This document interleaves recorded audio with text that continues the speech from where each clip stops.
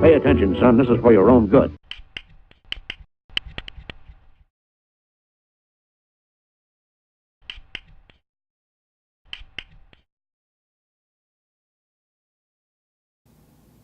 It's the most famous philosophic political document in U.S. history, the Declaration of Independence. Nearly all Americans know it, or think they do. Today, on this lesson of Transit TV Teacher, let's correct some misconceptions.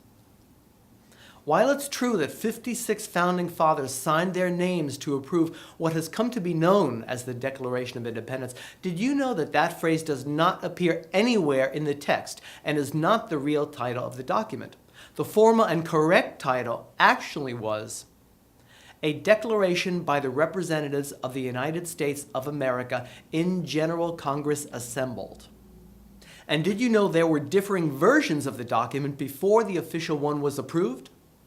Thomas Jefferson, who represented Virginia in the Second Continental Congress, is credited as author of the Declaration, but he was not the only one. In June of 1776, a year into the war with England, Congress appointed a 5-member committee to state why the colonies wanted independence. Besides Jefferson, the 4 other members were John Adams of Massachusetts, Roger Sherman of Connecticut, Robert Livingston of New York, and Benjamin Franklin of Pennsylvania. Now, the committee kept no records of its deliberations, and years later, Jefferson and Adams gave differing accounts of how the document was constructed and who wrote what. But one of the most famous phrases credited to Jefferson was not Jefferson's.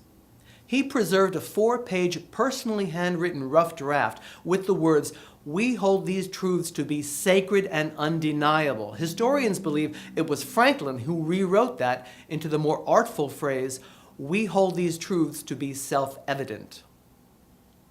Another misconception is that July 4th marked America's independence. Legally speaking, it was actually July 2nd, the day Congress voted to approve the formal resolution. Jefferson's declaration was published 2 days later, after the fact. And like Jefferson the writer, July 4th got more credit than it technically deserved. The final version of the document Jefferson penned also contained rewrite suggestions and demands from members of the full Congress. In short, Jefferson may get the credit, but there were a lot of hands on his pen. I'm the Transit TV teacher, Justin Vyor.